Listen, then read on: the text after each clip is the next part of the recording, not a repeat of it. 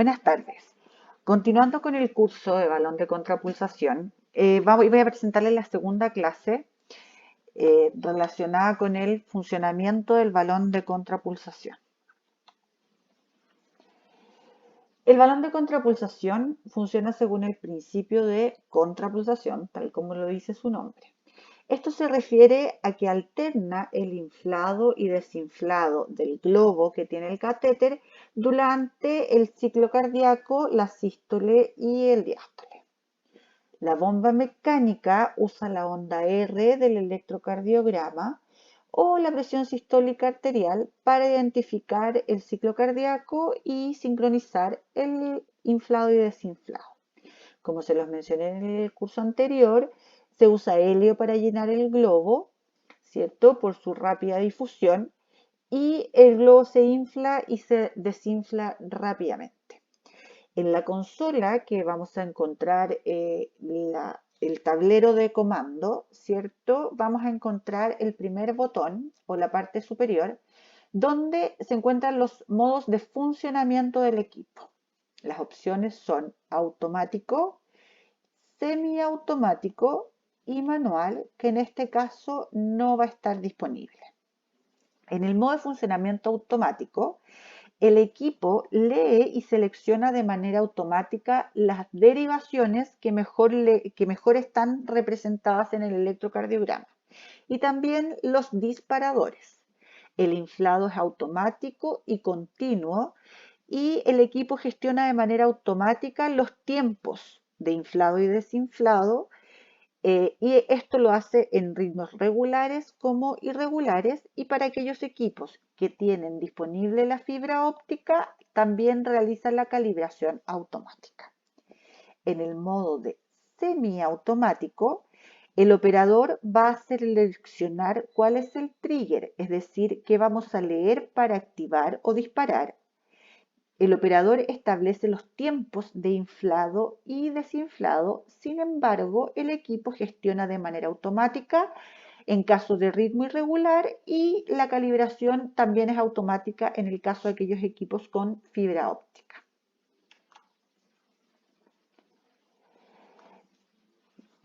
Otro de los comandos que vamos a mirar en la consola está en el primer cuadrado de la línea del medio y es el trigger, que se refiere al activador o disparador. Generalmente y por defecto el equipo triguea por electrocardiograma.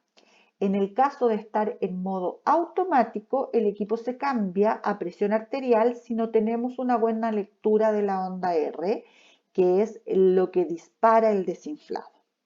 ¿Ya? Otros modelos de activación son el marcapasos o el modo interno. En esta diapositiva podemos observar todos los modos de activación del marcapaso, que son los que nosotros vamos a definir en el modo semiautomático. Recuerden que en el modo automático el equipo elige cuál va a ser el trigger o el evento desencadenante.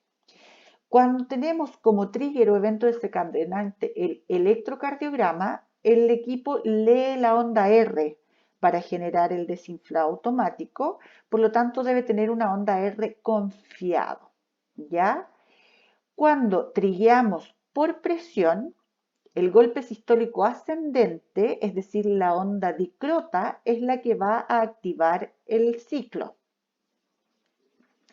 Esta modalidad se activa cuando la lectura del electrocardiograma no es apropiada y generalmente lo usamos cuando hay una arritmia que genera un paro cardíaco. ¿Ya? En los casos en que lo vamos a triguear por ritmo marcapaso o tanto V como AB, lo que va a generar el inicio del ciclo es la espiga del marcapaso ventricular y se debe usar cuando hay un ritmo de marcapaso 100% ritmo de marcapaso, no cuando hay una onda R no confiable.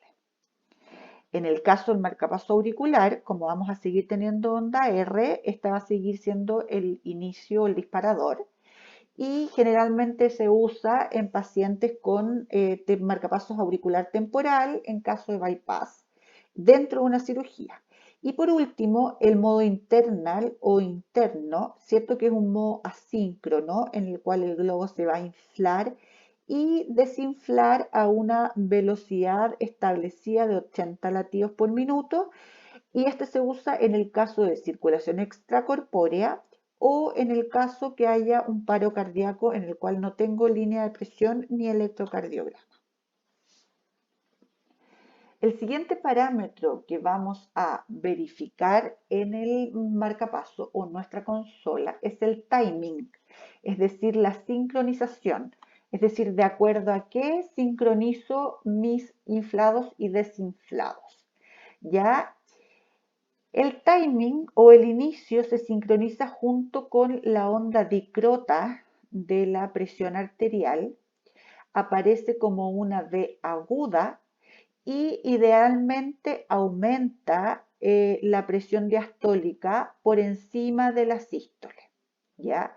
Y la desinflación o la deflación o el desinflado ocurre justo antes del próximo evento sistólico, es decir, en la onda R, ya da como resultado una disminución de la presión de fin de diástole y una disminución de la presión arterial sistólica asistida.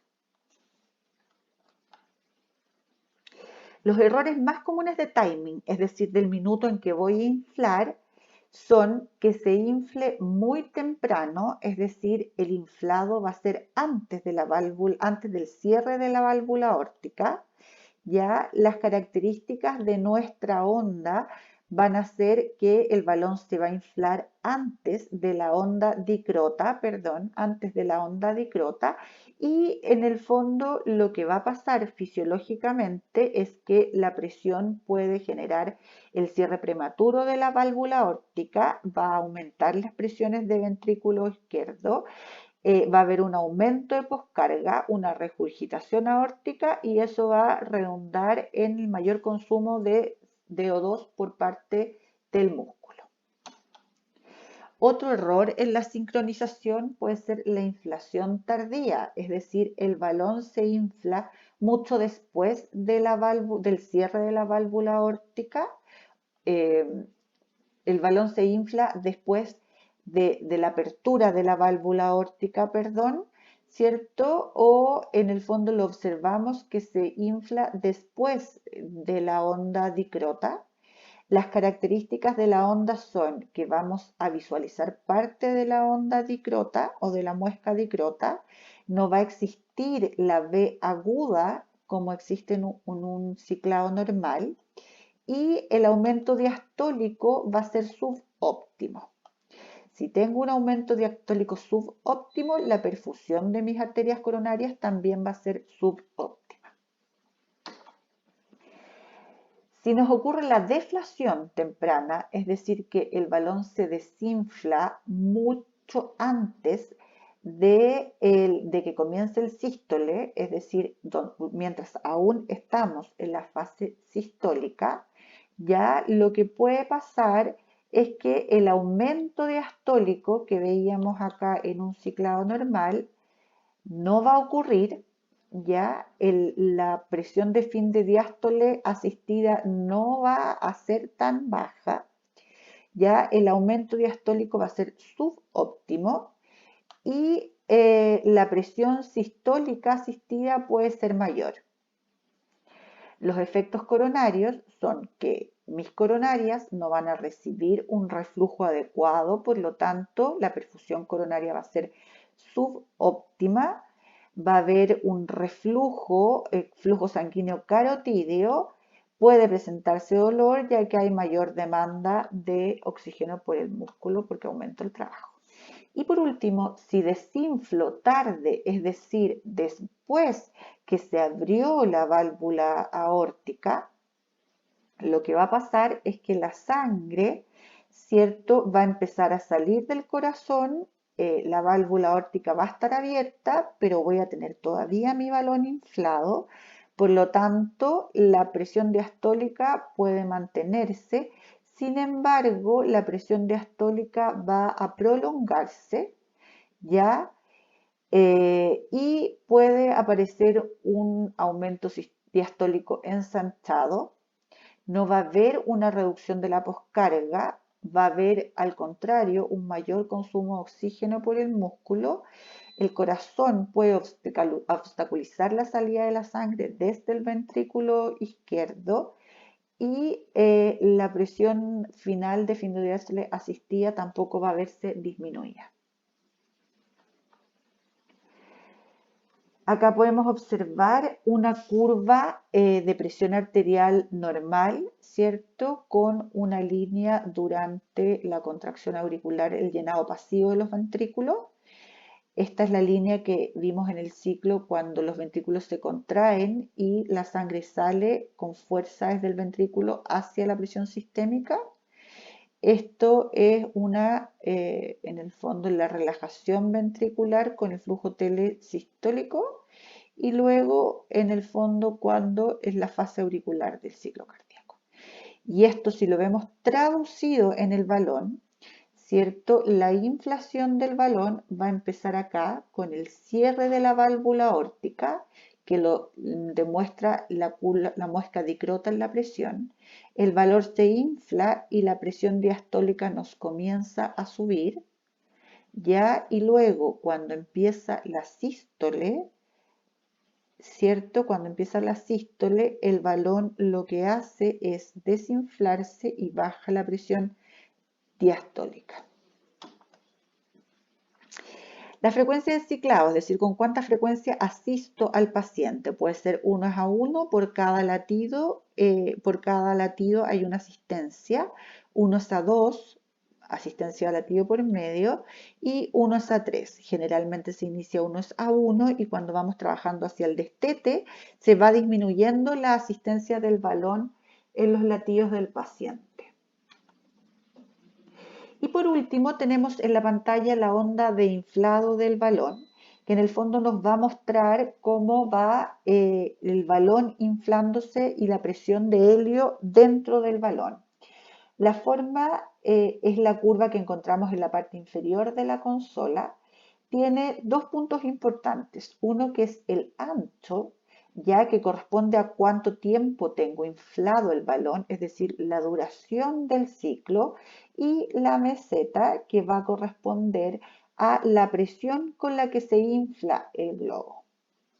Al principio, el globo debe inflarse y superar la presión de la aorta para poder lograr desplegarse. Por lo tanto, esta presión va a ser alta y luego, dada la complacencia del balón, va a mantener generalmente la misma presión diastólica que la onda de presión arterial.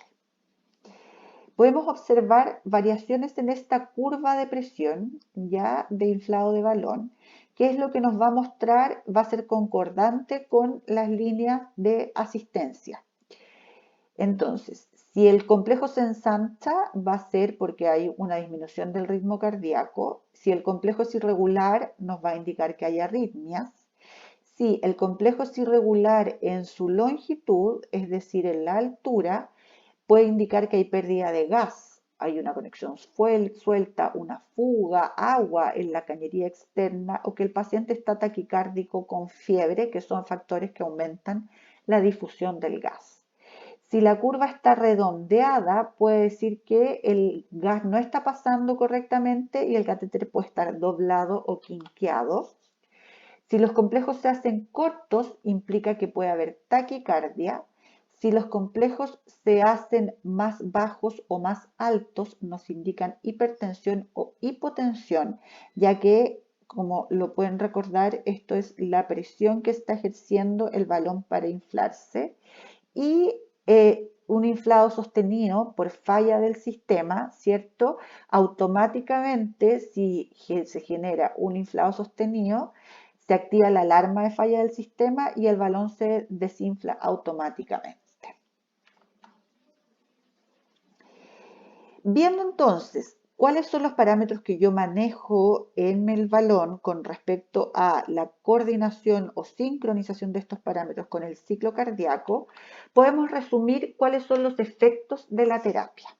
Por un lado, al desinflarse el balón, ya que es la deflación, sistólica, va a disminuir el volumen y la presión aórtica, ¿cierto? Consecuentemente, disminuye la poscarga, va a aumentar mi volumen sistólico, levemente puedo tener un aumento de la presión arterial sistólica, disminuye el tiempo de la eyección sistólica y por ende disminuye el consumo de oxígeno por el miocardio.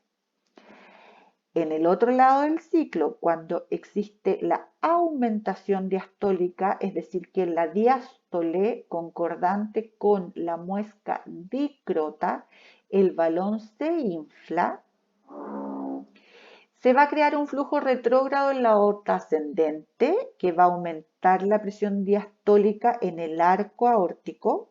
Eso va a facilitar la perfusión coronaria porque, recuerden, las coronarias se llenan en el diástole. Si tengo más flujo diastólico, voy a llenar más mis coronarias. Eso va a generar un aumento de la presión arterial media. Al aumentar la presión diastólica, va a mejorar la perfusión sistémica porque el balón se infló y la sangre que tenía en la porción distal del balón se va a ir más fácil hacia los órganos y por el llene de las arterias coronarias voy a aumentar la oferta de oxígeno al miocardio. Estos efectos siempre van a ser variables y van a depender del volumen de trabajo del balón, la posición del balón en la aorta, la frecuencia cardíaca, el ritmo del paciente, la distensibilidad de la aorta y la resistencia sistémica. Hay factores de estos que yo puedo trabajar en el paciente para optimizar los resultados de mi terapia. Por lo tanto, los efectos del soporte ventricular son disminuir la poscarga, aumentar el gasto cardíaco, puede disminuir la frecuencia cardíaca, disminuir las presiones centrales y disminuir la tensión de la pared del ventrículo. Esta es la segunda clase del curso de balón de contrapulsación. Espero que les sea de utilidad la información que estamos entregando y nos vemos pronto.